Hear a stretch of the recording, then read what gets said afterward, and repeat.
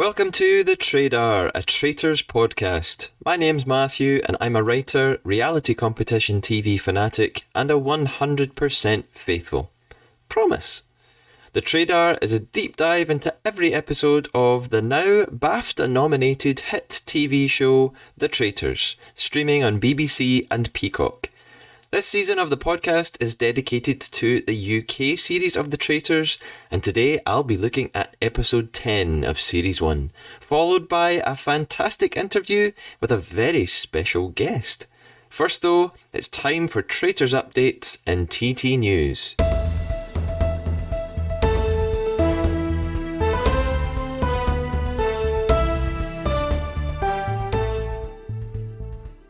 After the various award nominations I covered in the last episode, The Traitors has now won its first award of the year.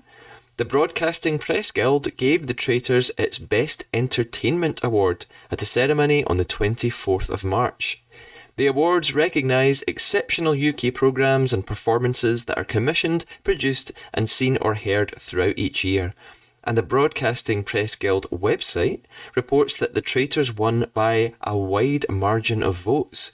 I reckon this is really promising for all of the other award shows coming this year. If you've watched The Traitors and wanted to take part and win a huge cash prize, but you haven't applied for the next series of the show, there may be another way for you to play the game. Cruise Croatia have created a 7-night murder mystery cruise hosted by actual UK traitor Wilfred Webster. World of Cruising reports that the cruise involves guests being bumped off cabin by cabin, with the rest of the cruise a mystery until guests step foot aboard. The voyage departs August the 10th, 2024 from the Croatian city of Split and will take place on the luxury small ship MV Memories. The winner, out of 38 guests, will be rewarded with an all-expenses-paid 7-night luxury small ship cruise to Greece, departing in 2025, worth £10,000. Wealth says, "I'm thrilled to be hosting this murder mystery-themed cruise. Playing this game out at sea will allow people to fully immerse themselves in the experience, as well as enjoy the beautiful cruise itself. If you fancy booking your spot, prices start at £2,395 per person. If you happen to have a £3,000 holiday budget for 2024, check it out at cruisecroatia.com. Today, for the first time in a while, I'm flying solo for the episode deep dive, and then I'll be joined by my exciting guest for a great interview. So, let's get right into episode 10 of The Traitors UK.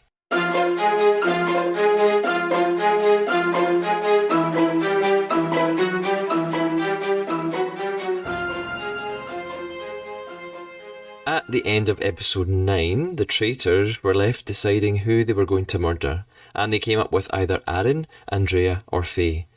Episode 10 begins at breakfast. Hannah's the first to arrive. She acknowledges that there are only 8 out of 22 people left, which is a pretty good achievement. Maddie arrives. Detective Maddie Marple is still on the case of Wilf and Aaron, and she says that, you know what, Wilf's personality is blinding everybody. He's so charming and funny and he gets on with people, but he has them all fooled. And in her interview, she has one of her classic Maddie quotations. She says, "You can still be a criminal and be funny." I detect no lies here. Maddie, you're absolutely right. You can be a criminal and be funny. Meryl then arrives at breakfast and she reveals that she won the shield yesterday in the armoury, and with the shield came enlightenment. She says she's been up all night thinking about it and she's finally seen the light. She tells Hannah that the traitors are Faye and Aaron. Without a doubt, she's decided she knows it. She says that she needs to talk to Amanda because Amanda's blindsided. Oh, Meryl, how wrong. She tells the others she's not just 100% sure, guys. She is 1000% sure. She has had, along with the shield, an epiphany. Poor Meryl, so wrong. We're waiting for one more person to arrive and we realise it's going to be either Aaron or Faye. And there's a knock at the door and in comes Aaron. It becomes clear Poor Faye. Faye has met her demise. She's gone. She's been murdered. We have a flashback to the Traitors. They're talking about Faye in Traitors Tower. And they say, you know what? Faye's too eager to win. She's too observant. Although she kind of always gets things wrong, so I don't know why they're worried about that so much. Aaron is also quite clueless at breakfast that Faye's gone at first. It takes him a moment until he's sat down and then looks around and realises, oh, Faye's not here. Claudia then arrives and she gives them a little bit of a hint about the mission for today, as she always does. And she simply asks, how nimble are you? Andrea, amazing response. Angel Andrea says, semi-nimble, babe. Claudia leaves and Maddie then asks, what's nimble? Oh, Maddie, I thought you were a detective. We then have some discussions around about the grounds of the house. Kieran is talking to Hannah and he asks her, you know, have you ever considered Andrea or Amanda? No one's ever brought them up. They kind of seem to escape suspicion all the time. And Hannah says, well, out of the two of them, I'd go for Andrea. Haha. Aaron is talking to Amanda. They're on the grass. They're on a blanket. They're having a great time. He even says to Amanda, you know, I even thought it could be you last night, but nah, it couldn't be. And dismisses it as easily as that. And of course Amanda's just laughing along. Haha, oh Aaron, how funny that you thought that for a moment. Wilf, Hannah, Kieran and Meryl then form this kind of little clique. They've got a little new group going on. They're sitting outside in their own space. And Wilf decides he just goes in for the kill. He drops Amanda's name into conversation because of this weird thing that she did that I talked about in the previous episode. Amanda turned against Theo at the round table in such a strange way. In episode 8, we had the dinner party where everybody chose their 100% most trustworthy person, and Amanda said Theo. Theo was her number one. One episode later, she votes him out. She gets him banished.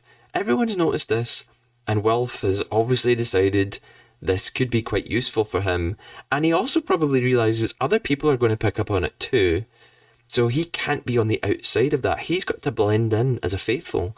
So he drops it into the conversation, and Kieran then asks, well, look, should we make an agreement? We should form an alliance. Maybe we should all go for Amanda tonight. Meryl and Hannah are really not totally convinced though. They don't know if they can commit to that. They're debating between Aaron and Amanda. Those seem to be the two people that the conversations are circling around right now. And Wilf suggests it could be both of them. He even stands up like it suddenly hit him. He's had like a Meryl epiphany and he can't believe it. He said, oh my god, what if it's both of them? To a viewer, it might seem ridiculous and he's overdoing it.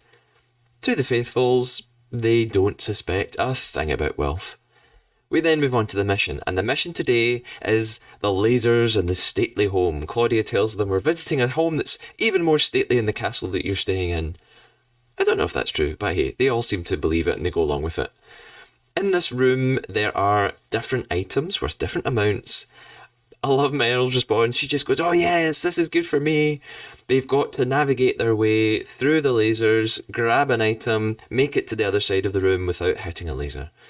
If they do hit one, 1 minute will be deducted from their time, and when the mission begins, they have 20 minutes to start off with.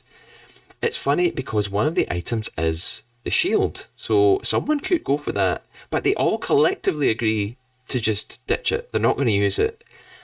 I think that's probably wise. Not to not have the shield, but I think if anyone goes for it, it just will no doubt put them under suspicion. Even if you're a faithful, it might give the impression that you're a traitor and you don't want anyone else to have it, so you're going to try and get it for yourself. I think even if people didn't think you were a traitor, they might not like the fact that you try and take the shield without anyone else getting the chance to get it. So I think to avoid conflict and confusion and doubt, they should just avoid going for it altogether. And that's what they do.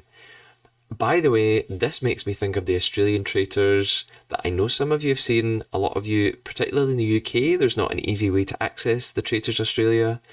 But going for the shield in front of everybody else in that version of the show leads to some bad consequences for players. I'll leave it at that. So, in this laser mission, Aaron goes first. He goes for this Centurion gear, and he does it straight away. He gets £1,000 for getting this item. However, when he gets to the other side, another laser's added, and the players realise this is what's going to happen. After everybody gets through to the other side, a new laser appears and it gets more and more difficult.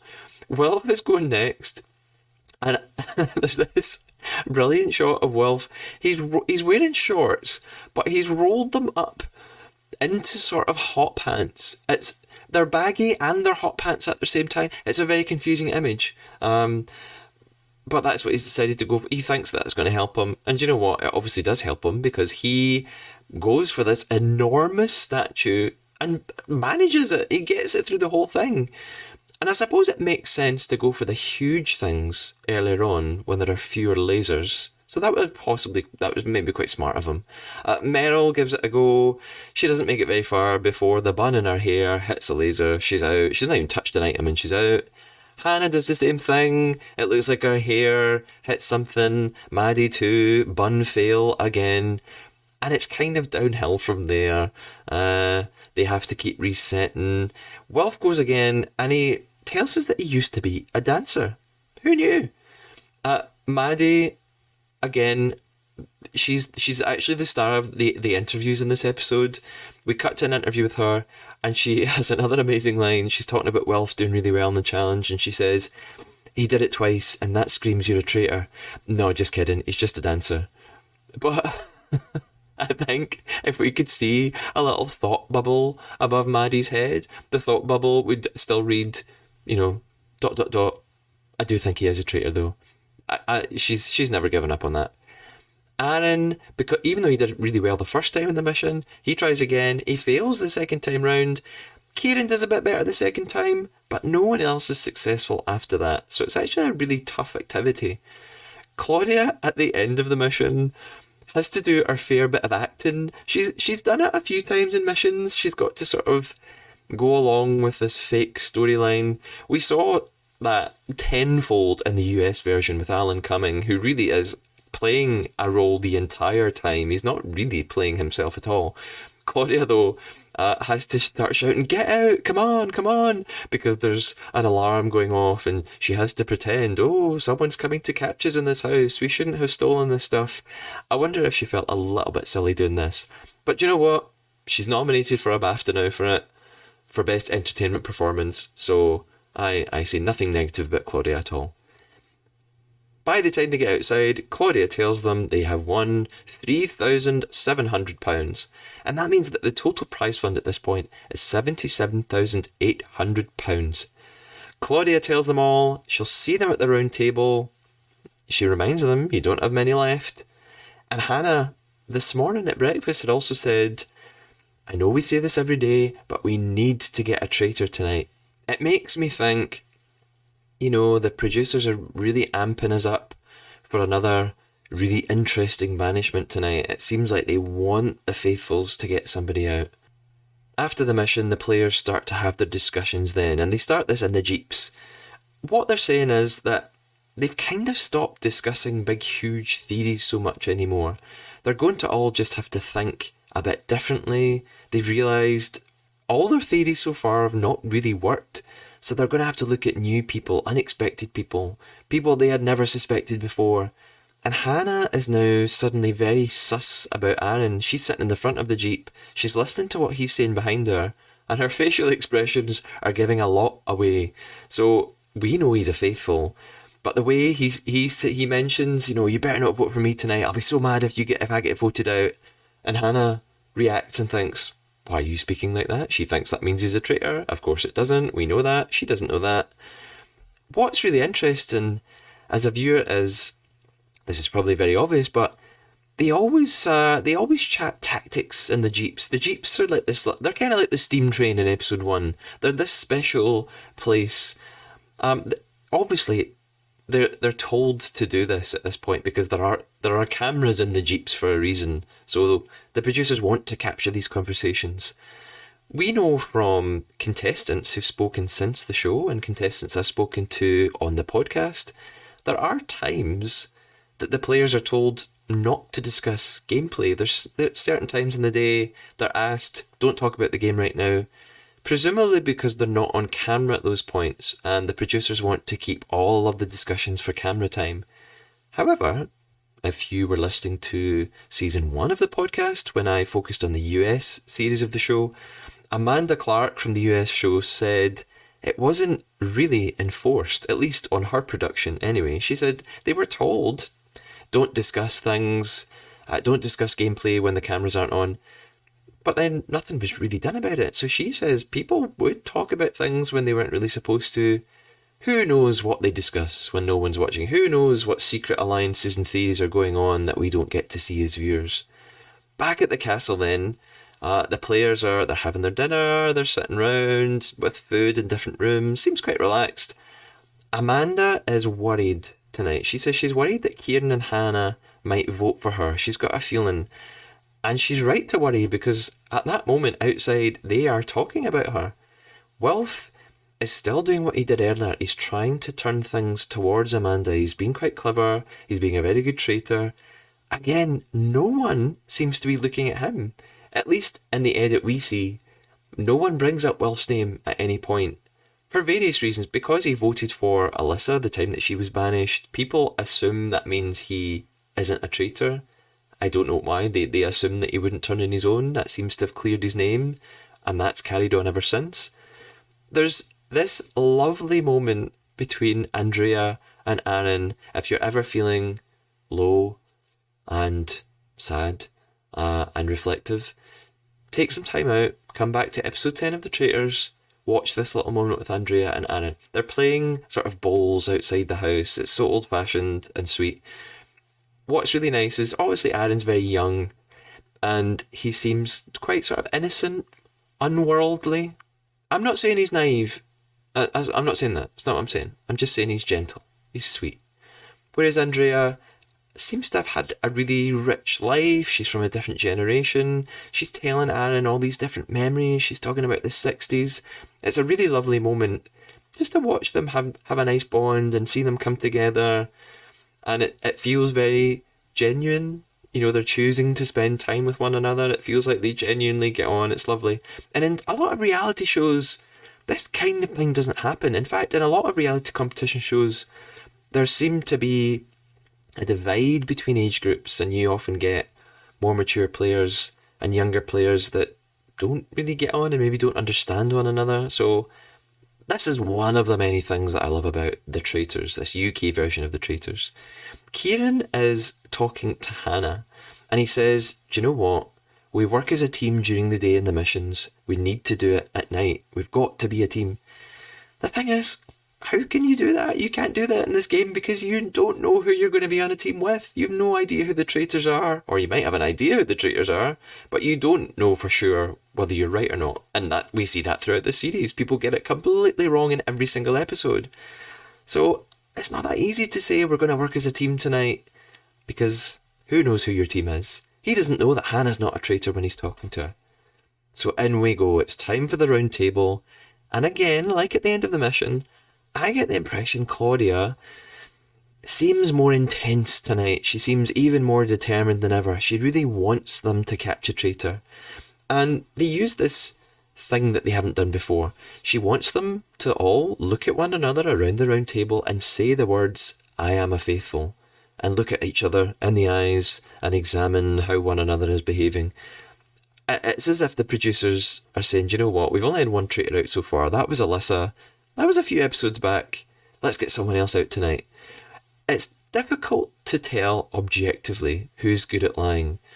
As a viewer, I think the way that Wilf says the line comes across as very false.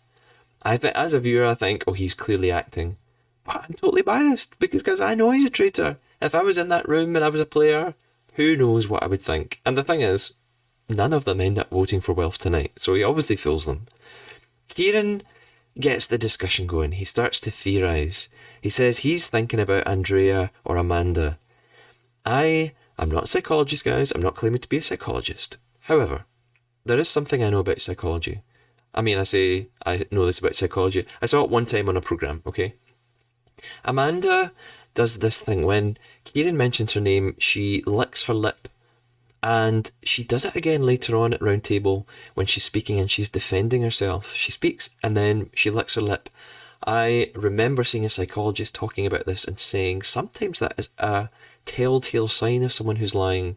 If they lick their lip or they stick their tongue out, apparently the idea behind it is you're saying words that you know are false or that you don't like, and you're presenting and you're giving a physical presentation of that by rejecting the words from your mouth. So it's almost like you're getting rid of them by using your tongue. Who knows if that's true or not?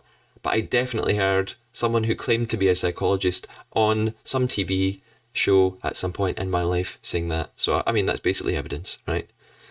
Amanda looks to Hannah after she'd been accused by Kieran and says, well, you know, Amanda, you're always really confident. Maybe that means you're a traitor. Andrea then chips in. She says, oh, I agree. Yep, Hannah, you're very strong. You could be a traitor. They keep saying that she's got balls. She's really gutsy. Amanda then she comes back to Maddie. She's still banging on about Maddie being a traitor because she's an actress and she didn't tell them she was an actress. The thing is, earlier in this episode, when they were all having their dinner and it all seemed quite nice and relaxed and chill, Amanda had been sitting with Maddie and Andrea and had just told Maddie, you'll be safe tonight, no one's going to go for you. Bit sketchy, Amanda. I don't think you're doing yourself any favours here. Amanda also says, you know, well, after the Tom and Alex fiasco, when they revealed they were a couple, Hannah asked everybody, does anyone else have something to share? And Maddie, you had your chance there to tell us you were an actor and you didn't do it. Maddie then goes into defence mode and she says, well, it's been 8 months since I've done any acting gigs, so that, you know, I didn't feel like it was the most relevant thing in my mind. Wilf jumps in. He says, well, that's not a long time. I know people who haven't worked in that long, they still call themselves an actor. Then the conflict shifts and it becomes about Maddie and Aaron. They're accusing one another because Maddie always thinks that Aaron's a traitor.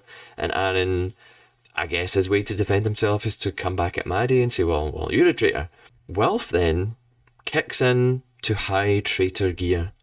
He says, Maddie, you know, I'm suspicious of you because of this whole acting thing.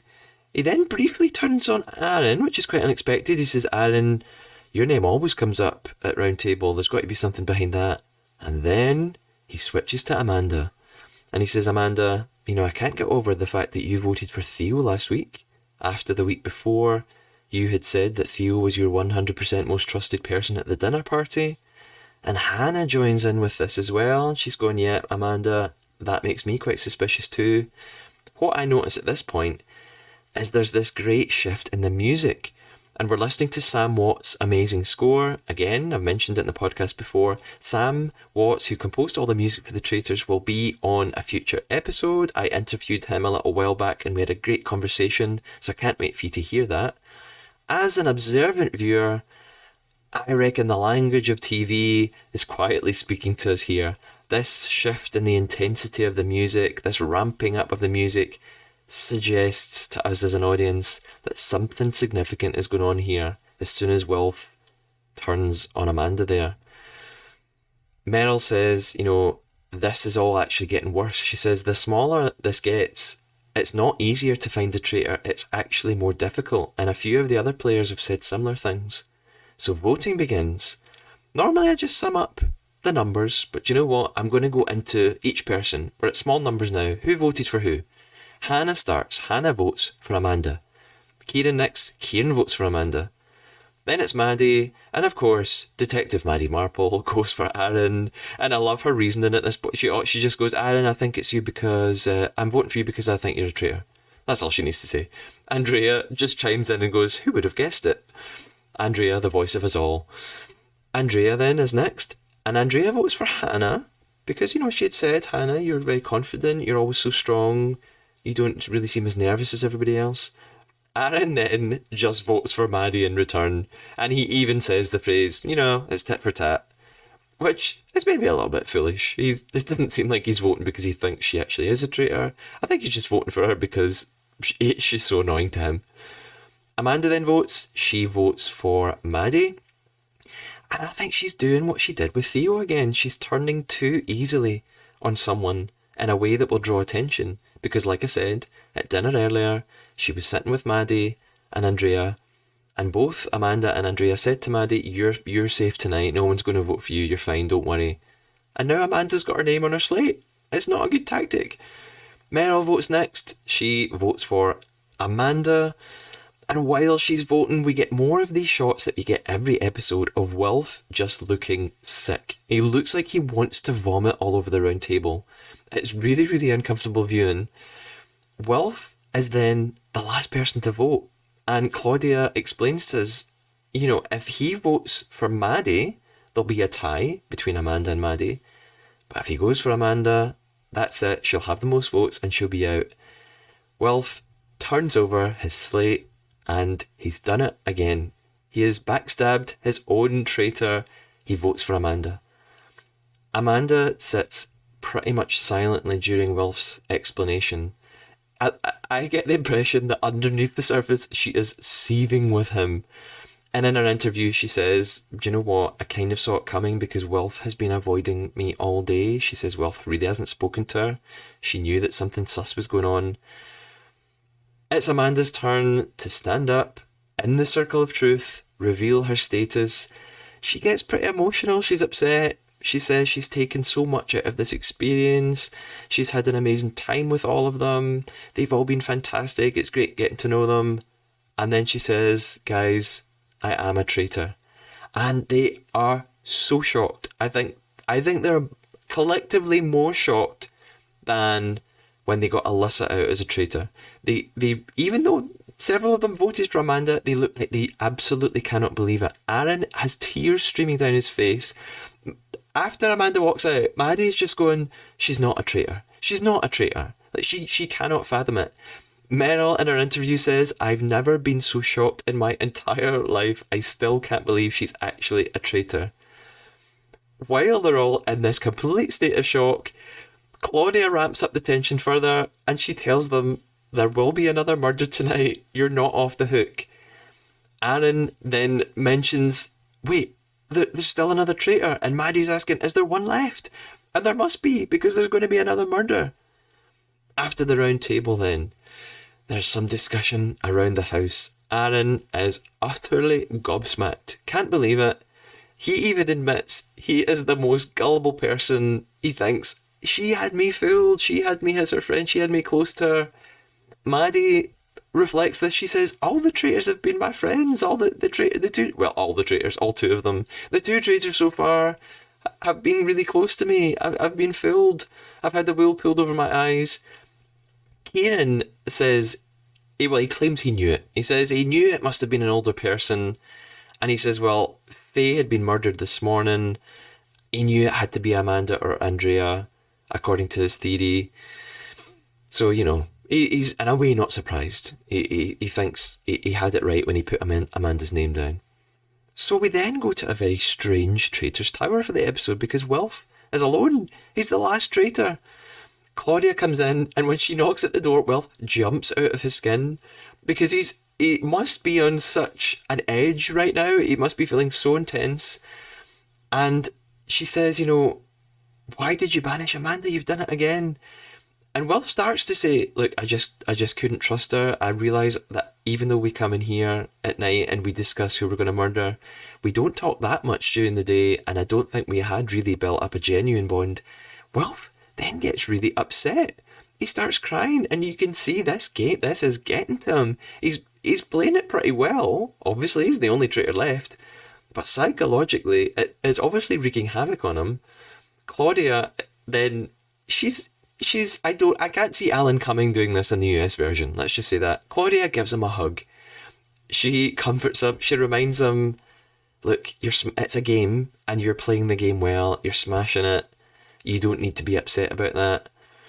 She then explains, tonight he has the chance again to recruit. And Wilf acknowledges, I need someone else with me in the final. I need to have another person. I can't be the only possible traitor that people are looking for at the round table. And Claudia explains that the recruitment tonight will be different. It will be an ultimatum. It won't just be offer the chance for somebody to be a traitor and they can choose it or not. Well, they still could, but she tells him that he's going to meet his possible recruit face to face, and if they reject, then they will be murdered. Wilf doesn't seem to hesitate much about this. He picks Kieran immediately, and he says, well, Kieran is a really strong player, he's clever, but also Wilf recognises, look, I'm picking him tactically because I think I need another male. He says the 2 traitors so far have been female. All the players will expect the final traitor to be a male. They probably won't think it'll be all female. So having another male traitor come on board will take the burden away from Wilf being under suspicion. It's a strange situation we're in with this ultimatum. I think, well, the producers have got to use this. They need this ultimatum thing because if Wilf gets banished at the next round table, being the only traitor, then there'll be no traitors left, which might make the final episode all feel a bit anticlimactic, because we would start the final episode knowing that the Faithfuls have won. So that's not going to make great TV. The producers need at least one traitor going into the final. But this then sets up a bit of a problem, because for future series of the show, do we know now that there are always going to be traitors left at the end? Do we know all the way through it that when we get to the finale there's going to be at least one traitor there? Does that take something away from the unexpected nature of the show? The traitors will never be eradicated before the final. All you can really do as a faithful is get out as many as you can before that point. But then there's another conundrum here. What if Kieran had said no? What if Wilf met Kieran, asked him to be a traitor, and Kieran says, no, do you know what, I don't want to do it, just murder me? It's very unlikely that anyone would do that. I don't think anyone would choose to be murdered. But it's not impossible. Some players might say, I can't do this, I can't do it at this point, I can't betray everybody else, I don't think I can keep up the act, just let me go.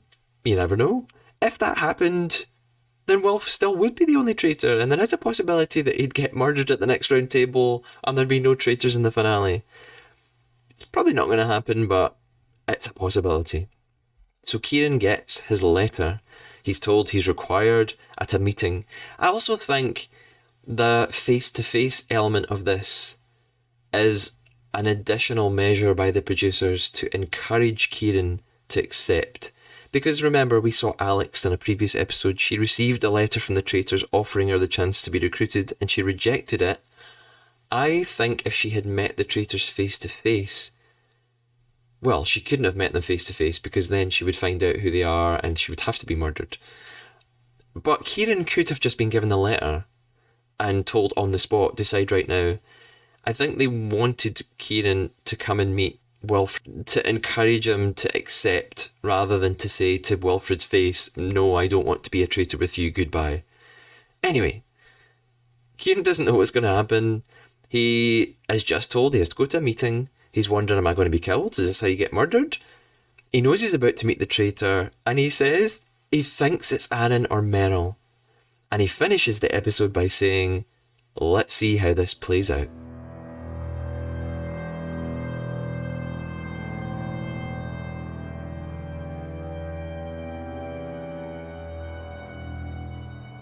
So, episode 10 finishes with another incredible cliffhanger.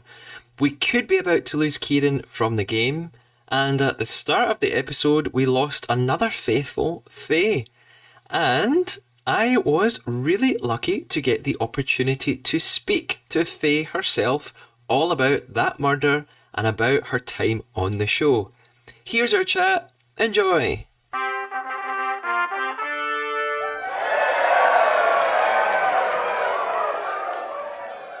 My guest today on the Trader is a UK faithful who survived until episode 10 of The Traitors and who, like me, shares a dream of retiring from teaching ASAP. Faye, how are you doing today? Hi, Matthew. I'm doing really, really well, thank you. Oh, brilliant. Now, we're recording this on the morning that the clocks went forward. Are you coping with the time change? Yeah, I'm coping. My body clock still got me up the same time I would have done if it hadn't have gone forward, so everything's cool. Yeah. Good. I'm more of a night person, to be honest, but it's not that early. We're doing it at a pretty reasonable time, so it's not so bad. Now, I have lots of questions to ask you about the Traitors, including Mhm. questions that some listeners have sent in on social media. Before I ask you them, I'm going to introduce you to our game on the podcast, the Trader Traitor. Our goal from this point onwards is to try and sneak in one lie to one another. It has to be a made up fact or a fabricated story, big or small. What it can't be is a fake opinion, like saying you didn't like a particular contestant when actually you were all friends and got on well and love one another. At the end of the episode, we'll put our traitor hunting skills to the test and see if we can detect one another's lie. How does that sound, Faye? Yeah, sounds okay to me. Yep. Ready to tell me a lie at some point? Here we go then. I'm going to start with a few questions from listeners. So, a question on Twitter from Diva Razzies, who is a big Traitors fan. They ask, why did you want to be on the Traitors in particular, as opposed to, a different reality show or a different TV show? Well, that's a really good question. The reason I wanted to be on this show particularly was because it was different. You know, when I read the first line, the word traitors, we all know what that means. And it was for me to think, oh, I could be a bit naughty. As you know, working in a school, you have to be squeaky clean. You have to be promoting positivity the whole time, even if you don't think it sometimes. But I thought I could be a little bit devious. This is the chance for me to explore the other side of me. So when I saw that and everything about it, suspicion, missions, I thought, wow, this is me, because I'm a sporty person anyway. I've done sports all my life. So I thought, it's an active TV, series. It's reality, which means there's no scripts. So you could just go and be yourself. And yeah, it really did appeal to me. So I wanted to do something different this year because I always said I would retire at 60. And I was 60 in February, just gone.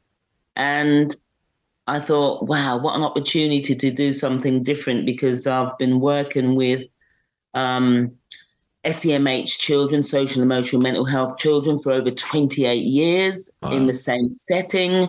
And I just thought, my God, Faye, when you retire, what are you going to do? Because all you know is looking after children, head of welfare. So I wanted something that was going to give me an idea of, is there something else for me, basically? And that's why I went for Traitors. So that's the answer to that person who, Yeah. yeah. Fantastic. Another question on Twitter. This is from Alan Robert. Alan asks, connected to teaching, really. He says, how shocked were your students when they saw you appear on TV? Do you know what? They were absolutely delighted when they saw me on TV. My boys were just so proud, because I work in an all boys school, Yeah. and they couldn't get enough of it. And the parents as well. I think that really did bond the school, because we're a very small community anyway. We only have 70 boys on roll. So 70 to 80 boys on roll. But yeah, it was fantastic. They loved it. And hence, they all watched it. Their families watched it. Anybody that came through the school doors, basically, they all watched it. So that was good. Yeah. Yeah. Now, on the Trader podcast, I've been deep diving into each episode of the show, and I have some questions about things that happened in various episodes, things that have come up in our discussions. I'm going to go way back quite early on. In episode 2, at the very first round table, your name cropped up. I think it was Nikki who ended up being banished. Suggested she thought maybe you could be a traitor. How much did that make you panic for your name to be mentioned so early on? Yes, I mean, I'm glad you brought the round table up, because that is the most tense experience anybody could imagine. Yeah. And when you hear your name, you just think, oh, God, why are they looking at me? Why are they saying it's me? Why me? And luckily, I think because I was a faithful, I could be honest about it. Yeah. And strong. My opinions were very strong at the round table. I think Nikki probably just said me because I'd said her, so I didn't really feel that threatened. Hence, my name didn't come up again. That was the only time it came up, I think. Yeah. And shortly after that, you, in the next episode, episode 3, you took part in the fun fair, the wheel mission where you were all spinning around. It looked very uncomfortable. Some of the other players voted for you as most ruthless and things like that. As a viewer, I don't think we could see that or understand that at all. What do you think was going on there? And Matthew, what was going on? I would think, and this is my personal opinion, that the traitors would have been talking, and probably they were sussing me out because I'm someone that asks a lot of questions. That is my middle name, Faye Question. And they probably were a little bit threatened, so they could feed all of this negativity to the others. I mean, if you remember in episode 1, I had one of the contestants says, "Oh, look at Faye, she's given the eyeballs, etc. Blimey."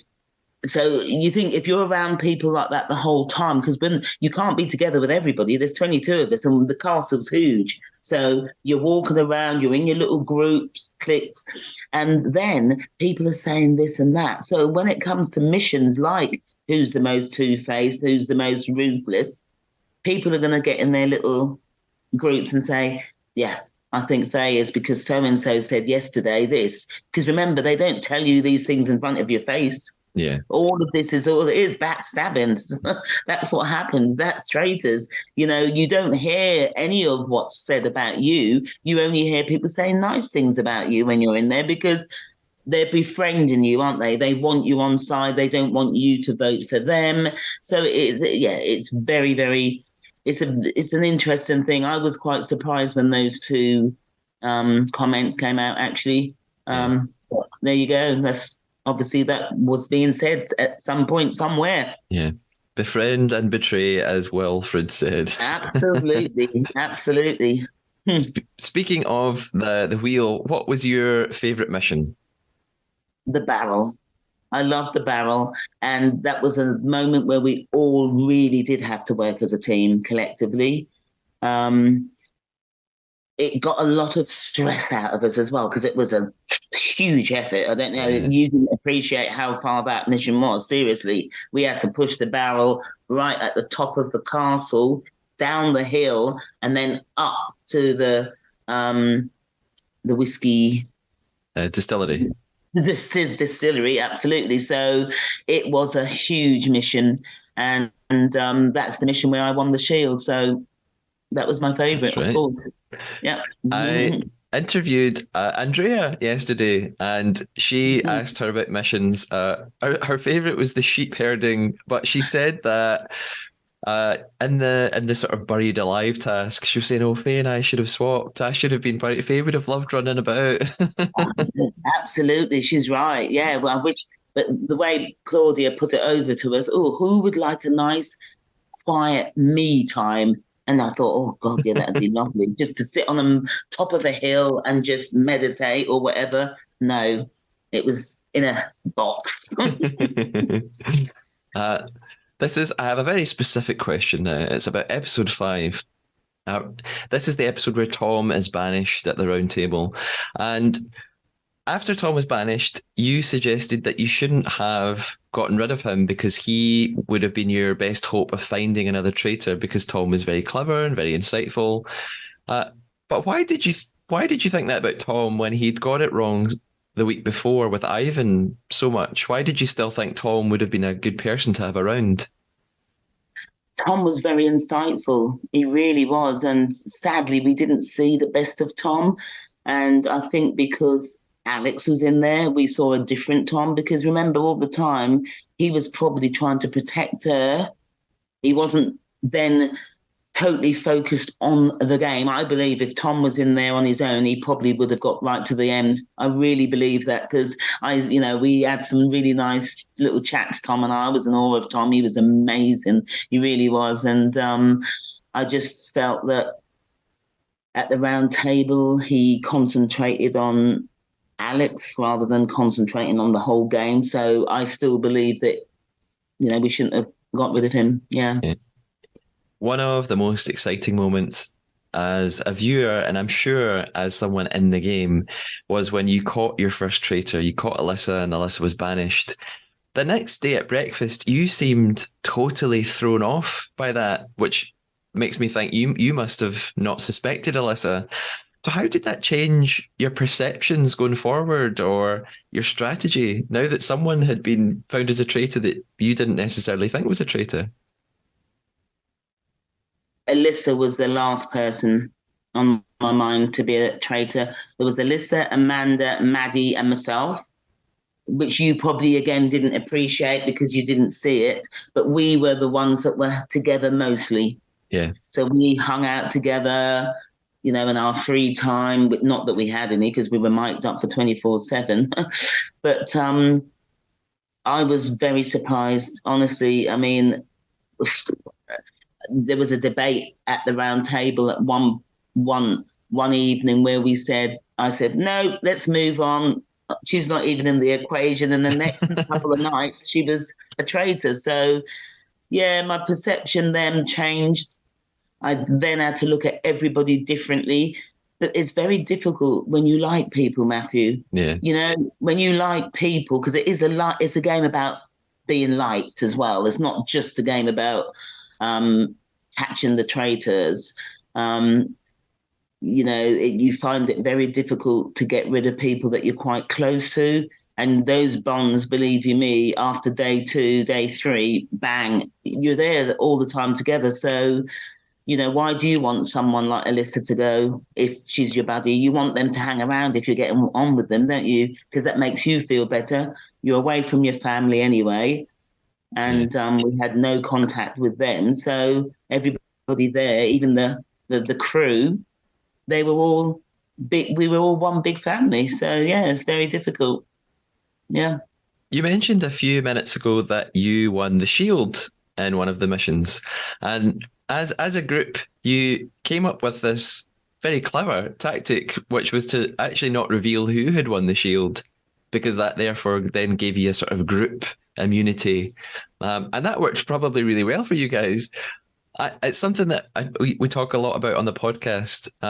Do you think, this is pure speculation, do you think moving forward for the next series of the Traitors, that the makers of the show might change how the shield works? Because I'm guessing they didn't foresee that the players would come up with that clever plan.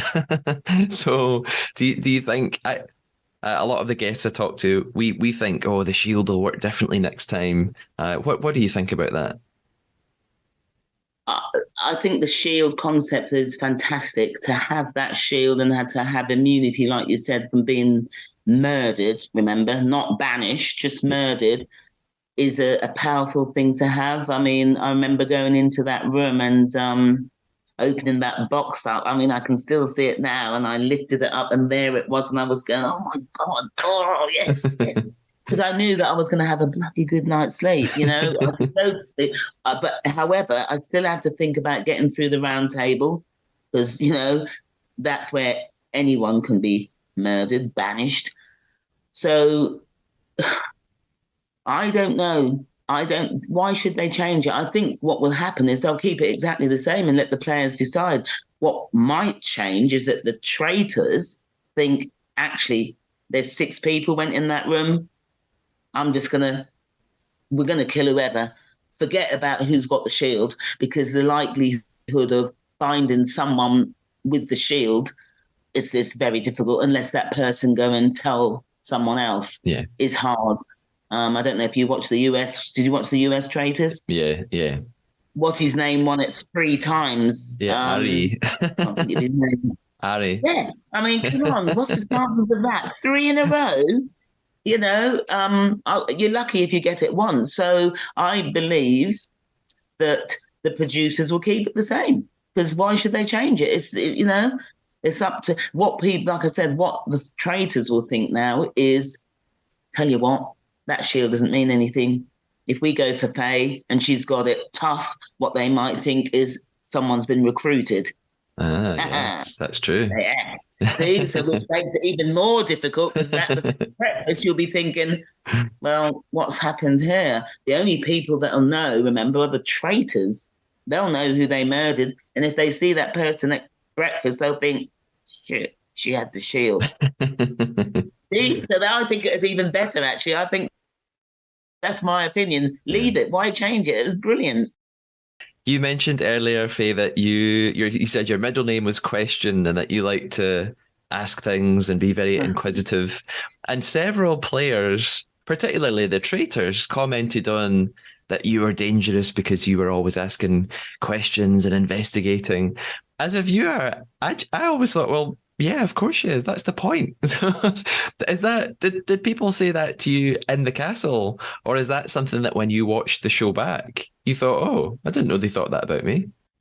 Absolutely. I did not I didn't know that they thought that of me. No.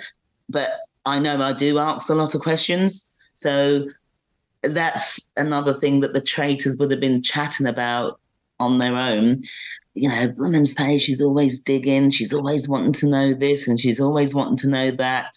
And watching it back, particularly when the traitors went up to do the deeds, they were mentioning me all the time. They, you know, and obviously we were always seeing the edited version. Can you imagine the conversations they were having? Come on, you know, I'm sure they wanted to murder me several times, but I got on very well with Amanda. And like I said, you know, we were very, very close, Amanda and I, in the castle.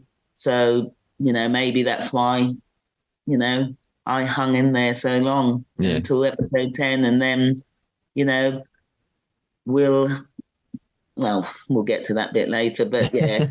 But yeah, I think, yeah, I do ask a lot of questions, but like you said, that's the name of the game, isn't it? If you're not answering the questions, you won't know the answers, will you? Yeah. Simple as that. Mm. You mentioned there that there was probably a lot more that the Traitors talked about that we'll never see. And that leads on to another question from a listener. This is from Joseph. Joseph is a Traitors superfan and was a previous co-host in an episode. Joseph asks, were there things you wish had been shown that didn't make the cut? Yes, I think there's lots of laughter. They missed loads of laughter. We had fun, you know, even like you said on the funfair wheel, you know, it wasn't all doom and gloom. The sheep trials, like Andrea said, we had a scream, particularly Maddie and I. We were just rolling over. We got in trouble, actually, Maddie and I. We got in trouble by the producers. They had to cut and keep filming that one several times because we just couldn't stop laughing. So, yeah, there was lots, but I think they wanted to keep it dark. Do you know what I mean? Yeah. They didn't want us to look as if we're having a good time because the name of the show didn't lend itself to that. I think despite that I think the viewers certainly got the impression that actually you did all get on really well. And, you know, since the program, we can see on social media lots of you tagging each other in things and going to events together. I think that's not necessarily the same in different countries' versions. We mentioned the US one briefly. Why do you think you guys all bonded so well? Well, I look at you know, the bond. That's really interesting, isn't it? About why people bond together, what makes you bond. First, you've got to like that person. Like I said to you, you know, I liked Alyssa, Maddie, Amanda. I got on well with Tom and Will in there, and even Andrea and Alex, and there was Matty and Aaron. Honestly, I got on with lots of them in there. And I think when you're taken away from your comforts, you look for something else to make you feel quite nice. Yeah. Now, most of us in there, obviously at the time, we didn't know anything about any of the others. As far as we were concerned, we were all ordinary people. Yeah. Now, if you look at the US one, and I think there's the Australian one, a couple of them were already stars. So, you know, I think with Rachel in the US one, Rachel and Brandy, they didn't hit it off because they had that feud because they knew each other from other reality TV shows. Yeah. So I think that's the difference. There were no prima donnas with us. We were just ordinary people getting on with it and having a lovely time and thinking, wow, this experience is as new for you as it is for me. Yeah. So I think that's my personal opinion. That's all I can say. I mean, yes, there may have been people that have done little bits of other stuff, but they weren't global stars. Do you know what I mean? Yeah, that makes sense. Yeah. In episode 10, then you were murdered. You seemed to take it quite well. That was the impression that came across. But how frustrating was it to get really pretty close to the final? Were you holding back how annoyed you were? Getting to episode 10 at breakfast was a huge achievement for me, really was, because, each night at the round table, you saw people go, you saw tears, and people said, oh, are they real tears? Yeah, they were real tears for sure, and the same with each night going to bed, you think, oh my God, would I make it for breakfast? And, it's kind of like when you get there and you do read that note and it says on there, you've been murdered by the order of the traitors, you think, wow, it's a bit of a relief actually, because honestly, it's such a stressful time in there. And I was just proud of myself to think that I'd got that far. And, when you've got Claudia Winkleman there at the door waving you goodbye, that's quite a nice thing, isn't it? Yeah. And at that point when you were murdered, who did you think the traitors were? At that point, when I was murdered, and you actually sit and you reflect. But I reflected the night before, because the night before I sat and told Wilf, he said to me, I bet you've got a strategy, haven't you? I said, yeah, I really have.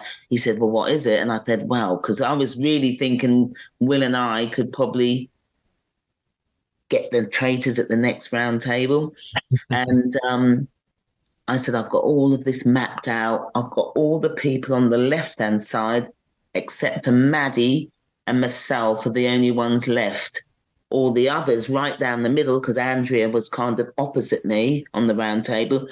All the people on the right, one of them, two probably are traitors. And Amanda sat that side, Wilf sat that side, Aaron was sat that side, Hannah was sat that side as well.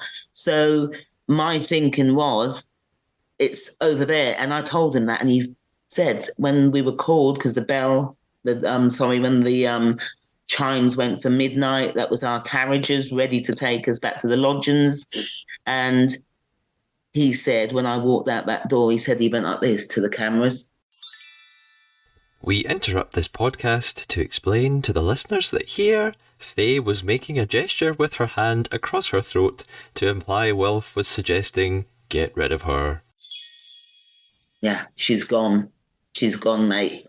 And then I didn't know that, but that night I said to myself, God, I don't know, I think I revealed a little bit too much to Wilf. Mm-hmm. So when I sat in that chair, I wasn't surprised. Strangely, I thought, yeah, stupid. You revealed that your next mission at the round table is to get rid of someone on that side. Well, Maddie and I would have had a chat because she was convinced from day one it was Wilf. Yeah. Aaron. So she would have said, let's go for Wilf. And I would have said, yeah. So we could have, we could have got some votes to have got Wilf or Aaron out, because I would have known it was definitely on the right-hand side of the table. Yeah. And there was no point. I knew it wasn't Hannah. Hannah, definitely not. Meryl, I knew it wasn't Meryl either, because Meryl probably would have told us by episode 3 if she was... So, yeah, I knew definitely it wasn't Meryl. It definitely wasn't Hannah. And I was convinced it wasn't Aaron as well, because I shared a lot of time with Aaron. Aaron and I, actually, we arrived to breakfast the most out of anybody else. Yeah, together. So, and again, I did get. So, Will and Amanda. And yeah, probably one of those would have gone if I'd survived. Yeah. And how did you then find out that Wilf was a traitor? How did you find out? What was your reaction? I wasn't surprised because, like I said, I thought he was one. Then when I read that note, I thought, bloody hell, that must be Wilf and whoever. I didn't honestly know who the other traitor was. Um, but when I found out that that was Will, I thought, oh my God, wow. But I knew he liked me. We're both Liverpool supporters. We both support Liverpool Football Club, and we've hung out together at Anfield since. So, yeah, he probably kept me in like he did Hannah, because he got on very well with Hannah as well. Him and Hannah were like this seriously Yeah, in there. yeah. So, yeah, it is what it is, really. But it's a game at the end of the day, Matthew. And if you want to win it, you have to be ruthless and controlling and two-faced. Yeah, All of those things that you were absolutely, accused of, falsely absolutely. accused of. I In retrospect, then, do you think you would have liked to have been a traitor? think everybody would have liked that opportunity to be a traitor. However, I think the role I play at school would have been very difficult for me to have been a traitor. And I think they knew that as well, because obviously I didn't come across overly keen to be a traitor because, how can you be working with children with difficult needs and then all of a sudden you're lying out of your teeth, because that's what they did most of the time, and it was quite convincing as well. Actually, it was quite scary. Actually, some of the lies they were telling, you think, "Wow, where'd you get that from?" And then to face the boys and say to them, personal stuff, and yeah, it would have been very difficult for me. If I wasn't in the job I am, in now, then wow, who wouldn't want to be a traitor? You've got the upper hand. It's in, you can only mess up yourself, because at the end of the day, if you're clever, you could go all the way.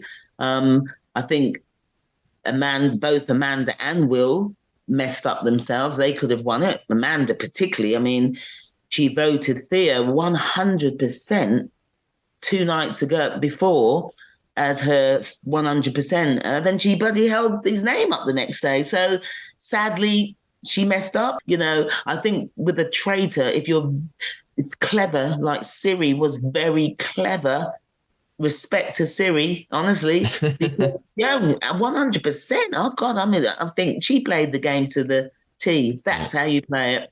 You're going to win as a traitor. You play like you don't mess up. You don't over exaggerate. You listen, and then you just add your little bits in. And I think that's the way to go. Yeah. Yeah. So 100%, I would have played the game like Siri. Yeah. Absolutely, if I was a traitor. Yeah. What advice then would you give to a new player who is about to begin the show as a faithful? What would you tell them to do? Be themselves. Because if you're yourself the whole time, particularly as a faithful, why would you lie? And sadly, there were people in there that were making things up the whole time.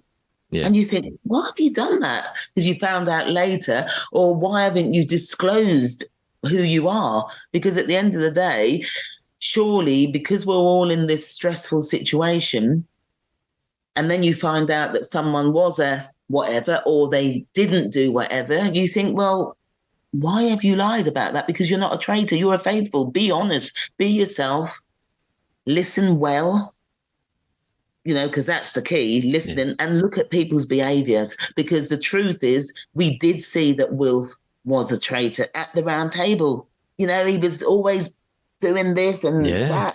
But because we were all caught up in our own emotions, it was very difficult for us to see that clearly. You, the viewers, remember, you always knew who the traitors were. So when people were saying, why didn't you see this? Why couldn't you see that? Well, you knew who the traitors were from day one.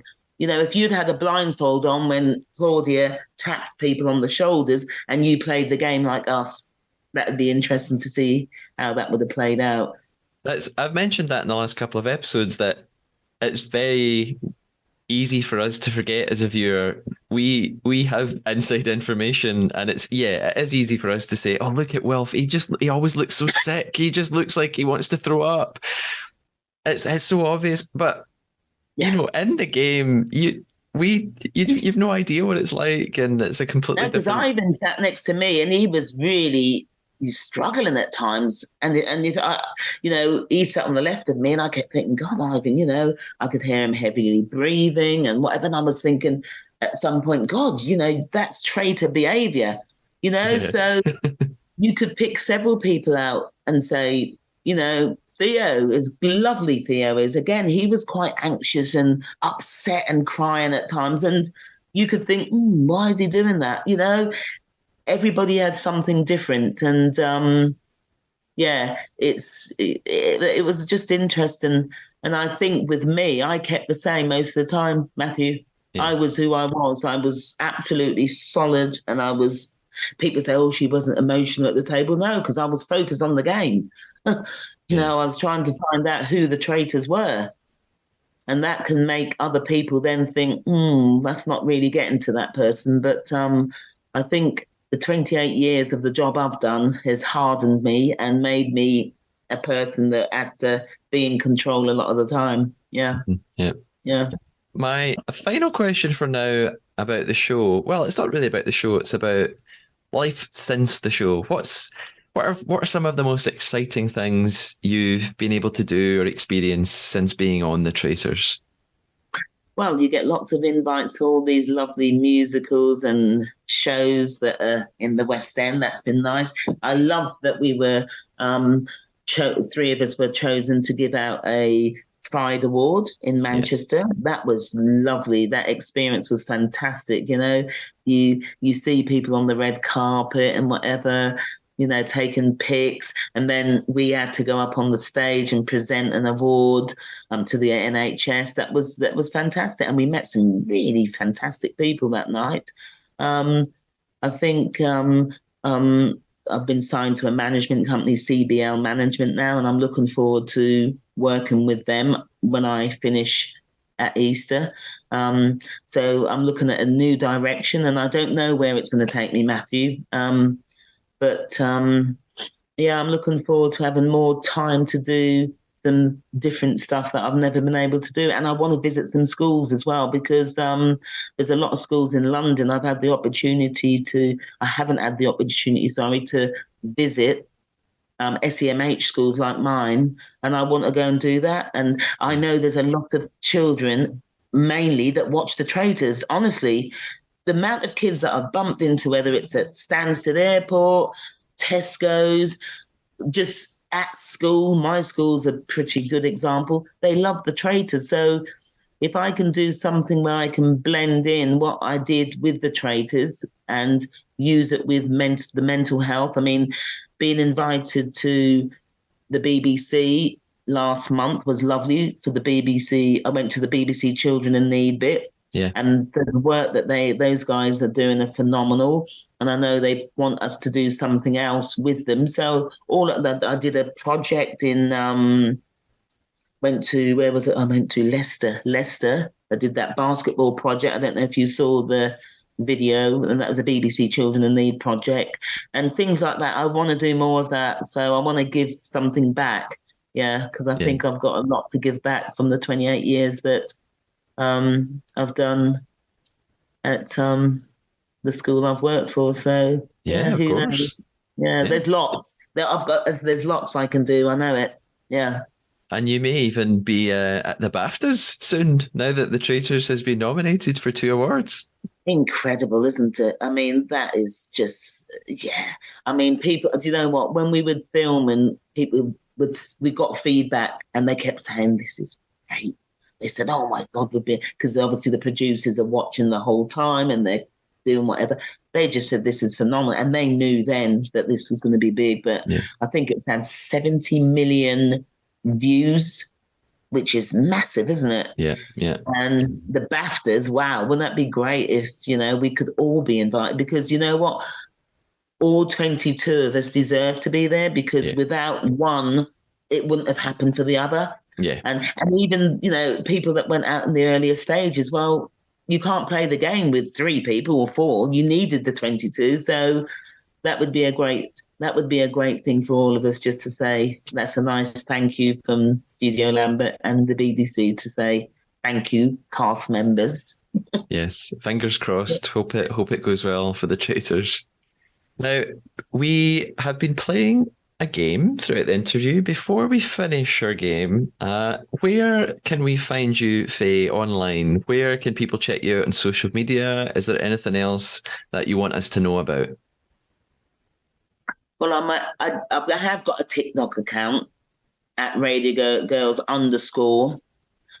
So, but I don't use it because I'm not a TikTok fan. I'll be honest with you. I only put it on there so that I could link up with the others, not for me to put stuff on there. And I've got a few thousand followers. I don't know how, but I have. Sorry, followers, but I haven't posted anything on there. And at Radio Girls is the one for Instagram. That's the one that I'm more operational on. And so it's Radio Girls with a Z. So, yeah, you can follow me on Insta. Yes, and I'll put the links underneath the episode in the show notes so that people can follow you. Lovely. Now, we've been playing a game. We've been playing the Traitor. Ooh. Ah. Our mission was to try and deceive one another, Faye. I hope I've managed it. I told you a lie at some point. Did you tell me a lie? Yes. Okay. Well, why don't you begin? Any idea what I lied to you about? No.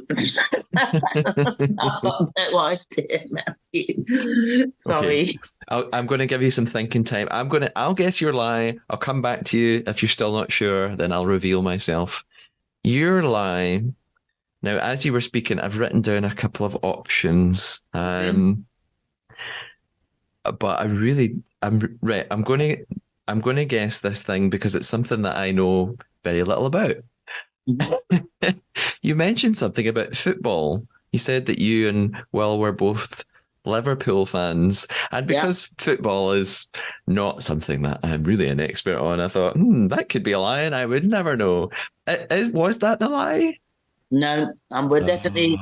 Look, you can see that I've got the Liverpool Liver Birds. You do. Yep. You'll never walk alone. So no, I am definitely a Liverpool fan, and Will is as well. Okay. Yep. Okay. In that case, you'll have to reveal yourself. What did you lie about? My lie was when I said to you, when I sat down and read the letter, Claudia Winkleman waving us on. She was never there to wave us on. She did in the breakfast. She carried our picture and she carried mine quite nicely, actually. But she wasn't at the door saying goodbye to us at all. It was the welfare people. This I wrote. I'm holding a post up. I've written Claudia waves as one of my options, and I didn't go for it. Yeah, there you go. Yeah, I'm so annoyed. So annoyed with myself. Yeah, that was the one. Yeah, I said to you, she was there at the door waving us on. No, she wasn't. But we did see a lot of her, though. Yes. My lie. Last chance to guess, Faye. Any idea at all? I'll give you a clue. It was. I mentioned that I interviewed Andrea yesterday, which is true. I told you a little lie about that, though. Oh, you did say yes. You did say that you interviewed Andrea. I can't remember what it was about now. I think I'll have to tell you.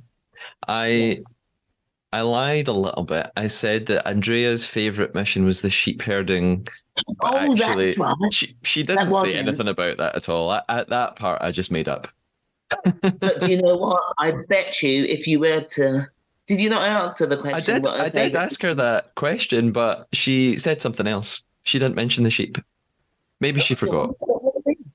I bet hers would have been something like the bell ringing or something like that. Yes, she talked about that. Yeah, absolutely. There you go. Look, see? Yeah, she enjoyed that mission. I know that. Yes. I hated that. That was bloody dreadful. That wasn't I? Woman pulling it. Oh God. Yeah. Faye, it's been so nice to talk to you today. Thank you for coming on The Trader. I hope you've had a nice time. Oh, it's been fantastic. Thank you for inviting me on. Oh, brilliant. I will share the links to your social media so that people can find you, and I will keep up to date with you online, I'm sure, as well. I'll talk to you soon. Take care. Take care. Thank you, Matthew. Bye-bye. Hello, Trader listeners. I had such a lovely time talking to Faye. I really hope you enjoyed our conversation. I've put a link to her Instagram in the episode description, along with all of the podcast social media details and my coffee.com details, in case you're feeling particularly generous and have been enjoying the pod and want to help fund the running costs. I'll be back very soon with another episode and another brilliant cast member interview. Check out at the Trader Podcast on Instagram to get a little sneak peek at who that is. Until then, stay faithful.